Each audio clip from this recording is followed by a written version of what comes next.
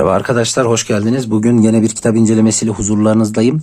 Ama bugün bir sosyal bilim kitabı değil, bir şiir kitabını birlikte inceleyeceğiz. Georgi Gospodinov'un Yokluğun Haritaları Seçme Şiirler isimli kitabını beraber inceleyeceğiz. Ben buradan seçtiğim güzel şiirlerden okumaya çalışacağım. Yani Gospodinov'un özellikle şu anda çok popüler olan Bahçıvan ve Ölüm isimli kitabından zaten birçoğunuz tanıyorsunuzdur arkadaşlar. Bulgaristan 89 sonrası çevrilen, özellikle başka dillere çevrilen Gospodinov yani 68 yılında Yambol'da doğmuş. Özellikle bu doğal roman, başka öyküler, Hüznün Fiziği, Zaman Sığınağı gibi çok önemli bir Balkan yazarı oldu, Bulgar yazarı oldu. Yani alışveriş videosunda görmüşsünüzdür belki kanalın düzenli takipçileri. Hani ben külliyatı komple aldım. Birkaç kitabını da okudum, şiirlerini de okudum. Şiirleri de çok güzeldi. Buradan özellikle Hasine Şen Karadeniz hocamıza da yaptığı çeviriler için çok teşekkür ediyoruz. Gerçekten güzeldi. İçindekilerde de seçme şiirler olduğu için Gospodinov'un başka şiirler kitaplarından seçmeler var. Lapidaryum'dan, bir halkın kiraz ağacından, Gavestin'e mektuplardan, olmadığımız yerlerde. Yani 4 tane kitaptan güzel güzel seçmeler var. Mesela 13. sayfada bir şiir var başlıksız. Düşünce olmak ister misin diye sordum taşa. Ben taşım dedi taş. Ve daldı kendi içine. Anlam olmak ister misin diye sordum taşa. Ben anlamım dedi taş. Ve daldı kendi içine. Söz olmak ister misin diye sordu taş. Ben sözüm dedim taş kesilerek.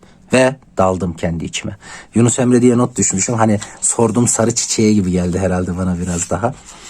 Böyle güzel şeyleri var. Okumak istediğim şiirlere işaret koymuştum. Mesela şu aşk şiiri çok hoşuma gitti. Her gece rüyanda yanında yattığın kadını görmek. Bu kadar. 3. parçası. Evrenin genişlediği kanıtlanmıştır. Öyleyse biz birbirimizden karşılıklı uzaklaşıyoruz. Özellikle böyle kozmolojik göndermeli şiirleri hep çok seviyorum. Zaten şeyi de söylemiştim. Gospodinov'un şu anda ben Bahçıvan ve Ölüm'ü okudum. Çok beğendim ve o zaman şiirleri olduğunu öğrendiğimde de şu yorumu yapmıştım. Yani bu kadar tabiatla iç içe olan bir insanın şiirlerinde tabiat ögeleri çok yoğundur. Bu kadar dedim bitkilerin isimlerine kadar bilip o bitkilere metafor halinde kullanarak insanlara bir imajı gösterebilmek gerçekten edebiyatta zor bir şeydir. Hani romanın içinde şiirsel bir dille bunu yapmak çok zordur. Ki orada bir de zaten olayın bir hüzünlü tarafı var biliyorsunuz. Şimdi bütün bunları görünce şey demiştim. Hani bu abinin şiirleri güzeldir. Gerçekten de yanıltmadı beni.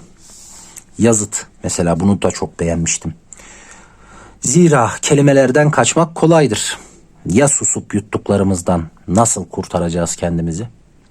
Gerçekten ya susup yuttuklarımızdan nasıl kurtaracağız kendimizi? Buraya şey düşmüşüm. Çiftçi çocuğu diye not düşmüşüm. Çok hoşuma gitti. Tanrı kırmızı, şişkin ve kusursuz. Tanrı domatestir. Bunda her ikisi içinde alınacak bir şey yoktur. Tanrı kırmızı, şişkin ve kusursuzdur. Tanrı domatestir. Bunda her ikisi içinde anılacak bir şey yoktur. Buradan ben şeyi anlamıştım, direkt o şeyi hissetmiştim. Abi normalde Bulgar komünist rejimi altında yaşamış bunca yıl, değil mi?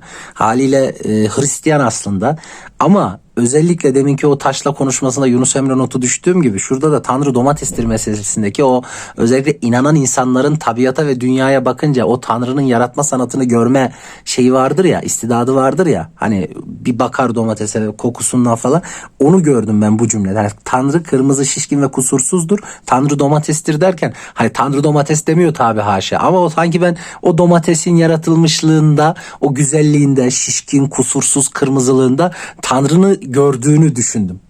O yüzden diyor bunda her ikisi içinde alınacak şey yoktur diye. Yani güzeldi bence. Bir halkın kiraz ağacı. Bura çok güzeldi. Burayı komple bence okuyacağım. Giriş kısmını. Tüm mesele Boğaz'ın dedem için ne kadar önemli olduğu ile başlıyor. Stratejik açıdan ve iki kıtanın anahtarı olarak önemli değil tabii ki. Çünkü onun Boğaz hakkında bildikleri hepimizin bildiği o şarkıdandı. 3 denizden, yani Akdeniz, Marmara ve Karadeniz'den geçtiğimiz bir gemi seyahatini ona kısaca anlatırken konuyu ısrarla Boğaz'dan geçiş haline getirmeye çalıştığını hissettim. Sualleriyle Çar şehri sarayları, yani bizim şehre Bulgarlar Çar şehri diyor ya, Romanos titredi muhabbetini açmaya çabalıyor gibiydi. Bir de bizim birkaç Bulgar'ın Boğaz'a girerken nasıl şarkı söylediğimiz meselesini. Ne söylemiştik? Tabii ki Boğaz'da gürültü kopuyoru söylemiştik. Anlayacağınız 80 küsür yıllık ömrü boyunca hiç deniz görmemiş dedem. Hoşuna gideceğini de sanmam çünkü koyunlarını denizde otlatacak değil ya çoban dedesi. Anlayacağınız bu adam gerçekleşmemiş olan şeyi bir türlü unutamıyordu. Ve o yer onun için kutsaldı. Daha da fazlası vatan gibiydi. Ben şimdi bu hikayeyi neden mi anlatıyorum? Acaba onun yani tarihin örneklerle ortaya koyduğu duygu cehaleti yüzünden mi?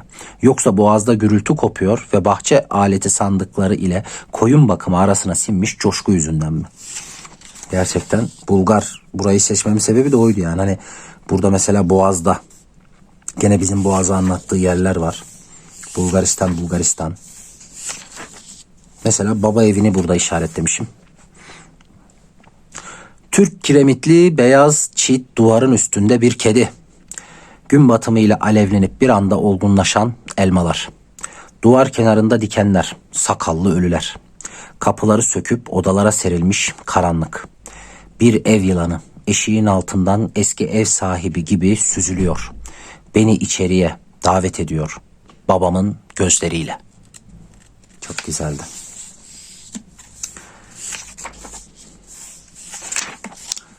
Burayı gene şey yapmışım. Yerin çakılı hakkında. Rayların arasındaki çakıldan bahsediyorum sana. Trenin altındaki yağlı taşlardan, isli taşlardan, hep altta kalanlardan, kaçırdıkları manzaralardan, ezilmiş köşelerden, hiç kimsenin asla yüceltmeyeceği şeylerden, çevrenin dışında kalanlardan, mıcırdan ve sürülerin içine ettiklerinden, çakıldan, rayların arasındaki çakıldan. Dedem bir türlü göremedi denizi, çakıldan babamın için 3 paket arda, çakıldan falan. Burada özellikle o solculuğun ezilmiş tarafını çok görmüştüm. Abi yaşadığı kültürün sürecin her aşamasında bir yerlerde var ya. Hani çiftçilik, işte tabiat, kozmoloji var ama inanç da var Hristiyan olduğu için. Ama o ezilmişlik meselesi sosyalizmden kalan, Sovyet Rusya'dan kalan şeyde var. Basit ve sıradan gerçekler diye not düşmüşüm. Aşkla. Sen çorbamın içindeki minik köftesin. Ben masa örtüsünün üzerindeki kare. Sen şu akıtmayan tuzluksun. Ben masanın ucundaki sirkelik. Sen onun içindeki meyve sineği. Ben kutlama vakti dana stragonof. Sen kutlama sonrası acı hardal. Hardalı fazla kaçırma sevgilim. Hardalı fazla kaçırma derim. Ben senin ülserinin midesiyim. Yani şuradaki gerçekten basit ve sıradan gerçekler gerçekten aşkla ilgili şeyler ya. Hani minik köftesin diyor ya. Hani bunu nasıl anlatabilirim ki? Bu şiiri de açıklamak çok kötüdür. Yani genelde şiiri açıklamayı da sevmem ama hani şuradaki basit şeyleri görünce ne kadar mutlu olduğunuzu düşünün bazen geri gelince. Gönül genişliği hakkında demiş başlığa. Bu şiiri okuyunca ben şuraya böyle bir dörtlükümsü bir şey yazmışım. Basit hayat asıl hayattır. Sade insanlar ile yaşanır ve yaşatılır. Basit hayat asıl hayattır. Sade insanlar ile yaşanır ve yaşatılır diye ben de şiirimsi bir şey yazmışım buraya. Sonra o dünyaya gelir. Altını ıslatıp durur. Köpek alnını yalar. Başında kadınlar fısıldar. Tüh bebek nasıl da çirkin. Aman nazar değmesin. Sonra memeden kesilir. Süt mayalanır onun için. Sonra artık ayaklanır. Düşer kalkar devirir. Ve 2 şamar arasında büyür saniyeler içinde. 2 şamar arasında. Sonra okula gider. Her şey gayet normal. Ne bir dahidir ne de çok aptal. Sonra saçı tıraş edilir ve hadi bir böleğe artık nasıl bir yerse annesi ayılır bayılır babasıysa gururlanır. Sonra kadınlarla ilginç bir şey olmaz. Ne çok zordur ne de kolay. Sonra kadın hamile kalır. Sonra evlenirler. Sonra çocuk dünyaya gelir, altı değiştirilir. Sonra bir yerde işe girer. Madende mi nerede? Gece vardiya çilesi, birkaç leva ikramiyesi. Sonra bir ev diker, tüm köy cık cık eder. Banyolu tuvaletli, balkonu camla kaplı. Sonra bayağı bir fıkrada olduğu gibi karısı vardiyadan biriyle muhtemelen vardiya şefiyle. Sonra o fark eder ama susar, affeder. Sonra düşer yatağa, kalkamaz bir daha. Günlerce yatar düşünür, bu nasıl olur? Sanki fazlasıyla üzgüsüz, yumru gibi pürüzsüz. Her şey durulur. Dram dahi yoktur. Sonrasında hiçbir şey yoktur. Hiçbir şey yok, yok. Sonrasında ölüm, yokluktan sonra falan diye. Basit hayat asıl hayattır. Sade insanlar ilişki. Ben bu şiiri okuyunca onu yazmışım mesela. Guistin'e mektuplar. Aşk tavşanı. Az sonra dönerim dedi. Kapıyı da açık bıraktı. Bizim için özel bir akşamdı. Ocakta tavşan fokurduyordu. Soğan, havuç halkaları ve sarımsak dişleri doğramıştı. Üzerine bir şey almadı, Rus sürmedi. Nereye gittiğini sormadım. O öyledir. Doğru bir zaman algısı olmadı hiç. Buluşmalara gecikir. O akşam tek söylediği buydu. Az sonra dönerim. Kapıyı bile kapatmadı. O akşamdan 6 yıl sonra onunla başka bir sokakta karşılaşıyorum. Bana tedirgin görünüyor. Ütüyü prizde bıraktığını veya bunun gibi bir şeyi hatırlayan biri gibi. Ocağı kapattın mı diye soruyor. Henüz kapatmadım diyorum. Epeyce sert olur bu tavşanlar. Çok iyiydi ya. Yani buraya not yazmışım. Zamanı kişi yaşar. İçinde akar. Eğer akacak mecra bulursa. Hani zaman akmamış abi için ya. Onu şey yapmışım. Neyse açıklamayacağım şiirleri ya. Açıklayınca saçma gibi oluyor. Gizem. Birbirlerini sevmeyi kesince mutfak musluğu damlatacak. Daha 2. yıl salondaki palmiye soldu. Onlar da anladı. Kendilerine işaret verilmişti. Kadın şimdiden çıldırıyor horlamasına ve o iğrenç kişner gibi küfretme huyuna. Faytoncu demek geçti içinden ama kişneme sanki daha kırıcı. Başka işaretler de var. Çatlak ayna, geceleri evdeki sesler. Kedileri kendini aşağı attı balkondan, 9. kattan. Tam 3. yılda musluklar başladı damlatmaya. Bu şiiri okuyunca bana ne hissettirmiş? Hayatın hayatla aktığı kişi aslında tutar diğer her şeyi. Gidince gürültü kopar, anlarsın. Her şeyi tutan o şeyi. Yok ya benden şair olmazmış, onu anladım. Aşk ordularının lağvedilmesi diye bir şey. Sigarayı öyle bir edayla yaktı ki her şeye çoktan karar verildiği belliydi. Ve şöyle dedi. Bitti. Kendimi barış zamanında bir ordu gibi hissediyorum. Nadas'a yatırılmış tarlalarda manevralar, canlı yerlerden hep daha uzaklarda meyvesiz tatbikatlar. Yapraklar, çalı çırpı çamur, arka bahçeler. Sigarayı bırakmaya çalışanlar arasında bir tiryaki. Aşktan vazgeçenler arasında bir aşık gibi.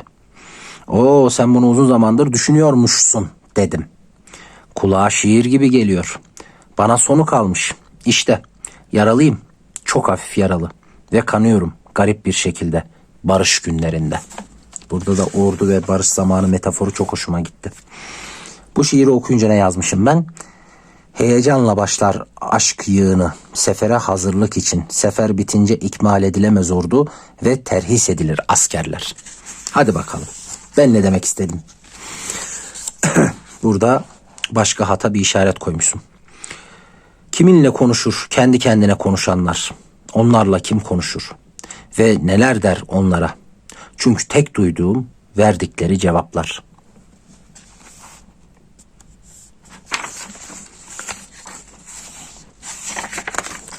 Gerçekten seçme sihirlerin de seçmesini yapmışım arkadaşlar. Bir arı. Cama maharetle çizilmiş zambaklı vitraya çarpıyor 1 saattir. Tek bir polen zerreciği bile toplayamadı. Sanatla öldürecek kendini bu arı. Sanatla öldürecek kendini bu arı. Çok güzeldi ya. Dedim ya işte bu hayvanları, bitkileri, tabiatı, kozmolojiyi kullanması, bizzat kendi yaşadığı tarihi kullanması falan. Çok hoşuma gitti yani şiirleri de. İngilizce intihar demekmiş arkadaşlar. Suicide. Nasıl okunuyor bilmiyorum. Russell sergi fotoğrafı 1942. Bu 40'lardan bir fotoğraf. New York. Sokak numarası aklımda değil. Ön planda otelin kafesi. Dışarıda kaldırımda 3 yuvarlak masa. 4.'sünde kafenin yegane 2 ziyaretçisi. Fincanlar önlerinde sakince sigara içiyorlar.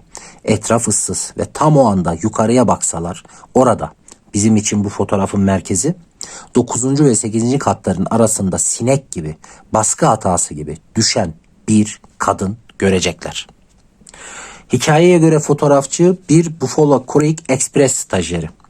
New York'ta uyuşuk bir Eylül ıssız bir sokak resmi çekip ona öğleden sonra 2 ya da can sıkıntısı ismini vermek için tesadüfen oradaymış. Ama işin rengi değişiyor. Yeni başlık geliyor. Kadın kadraja giriyor. Kendisi için tümüyle anlamsız bir yıldız rolü. Fotoğrafta hala hayatta. 9. ve 8. katların arasında. Korku bedende, çığlık boğazda. Elbise sağlam ve bu da dehşete dehşet katıyor. Kaldırımdaki kahve lekeleri bile hala fincanların içinde. Çok kötü ya. Yani adam çok güzel anlatmış.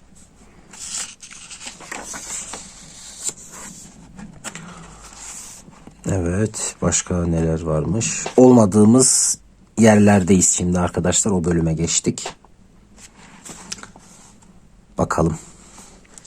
Dünden kalan evde temkinli yürü. Bu ev dünden, odaları geçmişten, ışık loş, masanın üzerinde kül tablasının içindeki kelebek ölü. Saate dokunma. O başka zamandan dakik. Hiç kimseyle konuşma. İstediğin kadar kal. Yalnız çıkarken. Yalnız çıkarken iyice kapat kapıyı. Karıştırmayasın zamanları. Ben de buraya bu şiiri okuyunca şunu hissetmişim herhalde. Şunu yazmışım. Zaman bazen hapsolur odalarda. Oda bazen kalptir, bazen bina. Kilit sahibinden habersiz. Ya yıkarsın ya kırarsın.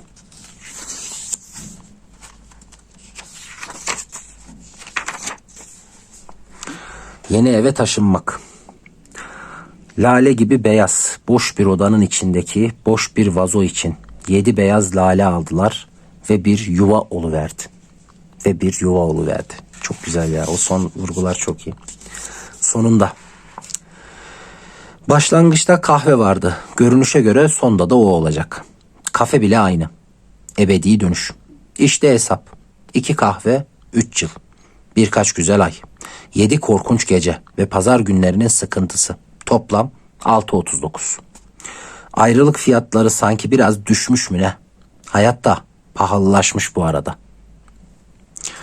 Yani inşallah ben okuyabiliyorumdur. Ya da siz ben okurken hani benim hissettiklerimi ne anlıyorsunuz? Gerçekten aslında bu videonun yorumlarına işte tam şu şiirde şunu anladım, şu şiir bana bunu hissettirdi falan gibi. Ya da benim yazdığım gibi böyle şiirimsi birkaç havalı cümle yapmaya çalışırsanız, ben yapmaya çalışmışım, siz kesin yaparsınız. Hani çok iyi olur ya. Bir gece. Bir gece ay alıp başının sonsuza dek gidecek. Bir gece gelgitler kesilecek. Bir gece ilk kurtlar hissedecek ve karanlıkta şaşkınca uluyacak. Bir gece şairler bu metaforu da yitirecek. Bir gece biri şöyle diyecek. Ay da kaçtığına göre bizden bir gece tam aynı şekilde.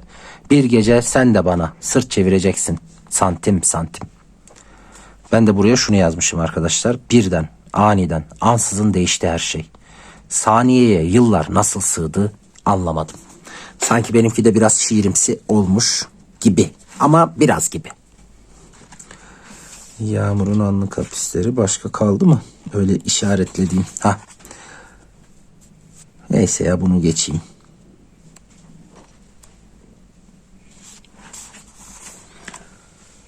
Olmadığımız yerler ikinci şiir. Bazen dolu ve gürültülü yerler. Orada birileri görüşüyor. Kucaklaşıyor. Öpüşüyor. Başkalarının yanından gelip geçiyor, konuşuyor. Tramvaya biniyor. Akşamları geç saatlere kadar sohbet ediyor. Bir meydanda bira içiyor. Yüksek sesle gülüyor, evine gidiyor. Sevişiyor, karanlıkta nefes alıyor. Pazar sabahları aylaklık ediyor. Kahve içiyor, köpek gezdiriyor. Bebek arabası itiyor, çimlerde yuvarlanıyor. Reklamlardaki gibi. Vızır vızır hayata kaynıyor. Neredeyse alınıyor insan. Nasıl da vızır vızır kaynıyor hayat yokluğumuzda. Olmadığımız yerlerde. Yani abinin şiir tarzını ben şeyde çok beğendim arkadaşlar. Çünkü benim sevdiğim şiir tarzı. Şöyle hani çok sade bir üslupla gelip genelde son mısrada cümlede böyle vurucu şeyini yapıp böyle tam şeyinde bırakıyor. Yani o noktaya kadar seni yükseltiyor. Tak mermiyi bırakıyor gidiyor. İster kısa ister uzun şiirlerinde. Hani okuduklarımdan da onu anlamışsınızdır böyle. Ya ben çok seviyorum bu tarz şeyleri. Şiir gibi şiir geliyor bana. Öğleden sonra. Daha öz ölümlüdür insan Temmuz'un 7'sinde saat 3.30'da. Lüksemburg Parkı'nda çimlerin üzerine oturmuşken sandviçler ve kitaplar arasında başka ölümlülerle birlikte. Doğru. Neyse ya, bu kadar fikir verdi bence size arkadaşlar. Muhakkak alın ama şunu da okuyayım da. Dilin saklandığı yer. Eğer dil olmasaydı susup içimizi nasıl atardık? Sinip nasıl saklanırdık? Nasıl gizlenirdik altına? İnlemelerimizi nasıl yapardık? Her şeyin üzerini kapatabilir birkaç sözlükle. Kapatılabilir birkaç sözlükle gerçekten. Burada güzel bir anne şiiri okuması var. Ay, bunu okuyacağım ya, bunu çok sevmiştim. Annem şiir okuyor. 2 paket ince yufka, 2 fincan eritilmiş tereyağı, 1 kilo elma, 1 bardak ufalanmış bisküvi, 1 bardak dövülmüş ceviz, 2 fincan şeker, 1 paket toz tarçın. Elmalar yıkanır, soyulur. Çekirdekleri çıkartılır. İrice rendelenir ve şeker dövülmüş cevizle tarçınla karıştırılır. Bir yufka alınır. Üzeri yağlanır ve başka bir yufkayla kaplanır. Elma karışımının bir kısmı üstüne dökülür ve 2 yufka rulo şeklinde sarılır. Kalan yufkalar da aynı şekilde sarılır. Yağlanır ve orta dereceli fırında üstleri kızarıp altları pembeleşinceye kadar pişirilir. Şimdi buraya kadar diyeceksiniz ki bu şiir mi? Ama demin anlattığım şey gene var. Bak, böyle çok sade bir şey anlatıyor. Pişirirseniz elmalı strudel olur. Ama şimdilik hala şiir. Yani şu basit şeylerin içindeki o ahenk. Şiir dediğinde zaten insana duygu ve ahenk vermez mi? Sen durup da sakin bir şeyin içinde bazen eşine, çiçeğe, böceğe, bir şeye bakarken bir duygulanma gelmez mi? Hayat aslında aynı akıştadır. Sabittir, sakindir. Hani dediğim gibi abi anlatıyor, son noktada seni bitiriyor. Yani çok sevdim. Reddetmenin savunması. Dileyin, size verilecektir. Matta 7'ye 7'de böyle bir şey geçmiş. Dileme, böyle reddedilmezsin. Kapıyı çalmazsan içeriden girme sesi duymazsın. Hiçbir şeyi dilemiyorum bu yüzden. Bana hiçbir şey verilmedi. Benden hiçbir şey esirgenmedi. Hani burada vermedi meselesi yok. Başka bir mevzu var ama dediğim gibi şiirleri çok açıklayınca da şiir özelliği kalmıyor. O yüzden şey yapmayacağım. Evet, son bir baba şiiriyle bitiriyoruz. Babam bilirdi. Onların bilgisi sağlam. Babam gayet iyi bilirdi. Toprak nasıl sürülür, fasulye ve biber ne zaman ekilir, kabak ve karpuzun sırası ne zaman gelir, böceklere karşı ne sıkılır ve bal nasıl çıkarılır, peteği süzersin, bal mumunu iyice toplayıp mum dökersin, sepet kovan nasıl sıvanır, biraz tuz ve çişle yara nasıl iyileşir, şarap nasıl yapılır. Bu tür basit mucizeleri bilirdi babam. Şimdi daha yaşlıyım ondan, bir çocuğum, elinden hiçbir şey gelmeyen. Bak, dediğim gibi anlatıyor. Son cümlede tak bizi bitiriyor. Yani abi çok sevdim. İnşallah bu çevirmen hocamız kimdi? Hatta şurada teşekkür etmiştik. Bir daha edelim. Hasine Şen Karadeniz diğer şiirlerinden de çeviri yapar. Zaten romanlarını da okuyorum. Peş peşe bitireceğim galiba. Buraya kadar geldiyseniz videoyu beğenmenizi, yorum yapmanızı, ilgisini çekebileceğinizi düşündüğünüz arkadaşlarla paylaşmanızı rica ediyorum, istirham ediyorum. Özellikle benim yaptığım gibi hani o şiiri okuyunca sizde ne his uyandığı bir şeyler siz de yazarsanız ben çok çok mutlu olacağım. Bakalım bir şiirden kaç kişi kaç farklı yorum yapıyor, kaç şekilde anlıyor. Evet, herkese kolay gelsin.